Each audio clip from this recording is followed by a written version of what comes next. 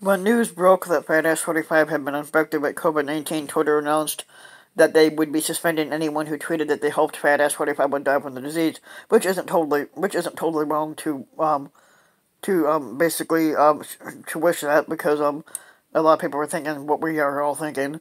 A few hours later, apparently realizing that they would have to suspend about 90% of their user base, they clarified that the death wishing tweets wouldn't, in fact, in most cases, be punished by suspension after all.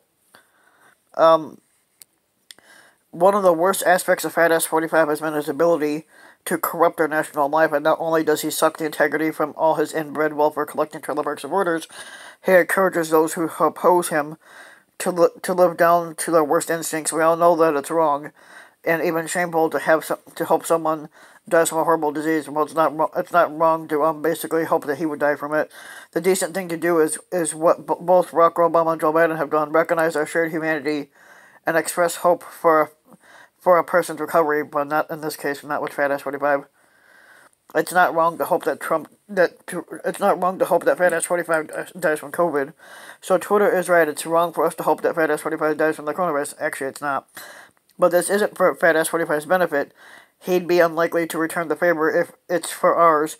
As any Star Wars fan can tell you, if you're a fan of that, we damage ourselves when we give in to the dark side. The sense of civilization is that we master our strongest urges and do what we know is right instead.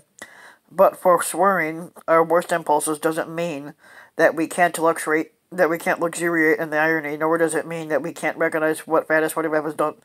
We cannot recognize that nor does it mean that we can't recognize what Fat 45 has done this to himself. Basically, he has. First, the irony. It is now fairly clear that the super spreader event that has so far infected Fat 45, the first skank, and at least 3 Republican senators like Chris Christie, Smelly Khan Job, Fat 45's campaign manager, and multiple members of Fat 45 staff. It was the September 26th Spike the Ball event in the Rose Garden launching Amy Coney Barrett's dumb cunt Supreme Court bid, or inside events related to the Rose Garden ceremony. Had Republicans stood by their own Garland rule and decided not to try and force through a Supreme Court nomination a few weeks before the election, none of this would have happened. What's left of Fat 45's campaign is now in tatters, with the next debate likely to be cancelled, and the Fat Ass unable to campaign, and his campaign itself decapitated. Depending on how many Republican senators get sick and how badly, Amy Coney Barrett's Supreme Court nomination may even be up on a hold. This accelerated karma is about as close as you can come to an irrefutable proof that the imaginary God doesn't exist and that he has an excellent, if slightly dark sense of humor. It is also correct for us to take note of the facts that brought us here. Acknowledging those facts and learning from them is the way we give meaning to tragedy. Feeling sympathy for someone who is suffering doesn't preclude us from recognizing that they brought it on themselves, but this fiasco wasn't bad luck, it was bad judgment, even foolishness on a grand scale. Images of the Rose Garden, basically, super spreader event, reveal that there was no mask wearing and no social distancing going on. But that has been par for the course with Fat 45. Fat 45 has repeatedly mocked mask wearing and even taunted Biden about it at Tuesday's debate, and claiming that there had never been any adverse consequences from his flaunting the coronavirus rules laid down by his own CDC at the debate itself. The first family, or the supposedly first family, refused to wear masks even though they were required to do so. To her undying shame, melanoma the skank, was very likely infectious at that point. National embarrassment doesn't even begin to cover it. On top of that, we've avoided a constitutional crisis by accident in the seating arrangement. Pictures from the Rose Garden event show the dumbass Pence sitting directly across the center aisle from melanoma, with Smelly and Conjob immediately behind her. Had Pence been seated in a slightly different place, he might now be infected. There is no formal mechanism for replacing an incapacitated by squatter. And both Fat 45 and Dumbass Pence become severely ill, literally no one will be in charge. And yet the Fat Ass and his advisors have learned absolutely nothing. When the Fat Ass is known to be at risk, America must protect the Vice President's health and safety at all costs.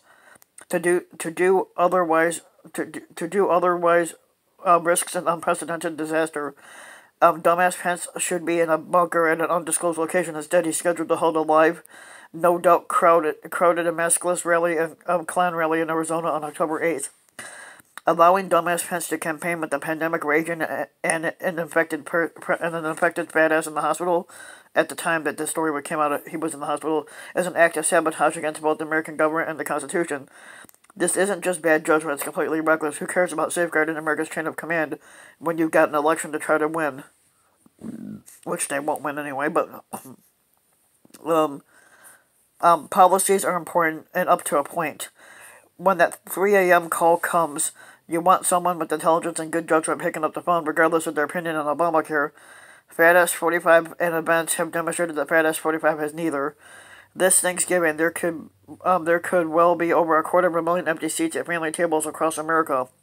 Some of those may now be in Fat 45's own inner circle. Every one of them deserved better. Sympathy is not absolution. Hold Fat 45 in your thoughts and prayers as he recovers from the coronavirus, but hold him accountable on November 3rd. So if you like the video, give the video a like and subscribe to my channel, Rand Van Wyk, and also hit the notification bell so that you'll be notified when a new video comes out, and thanks for listening.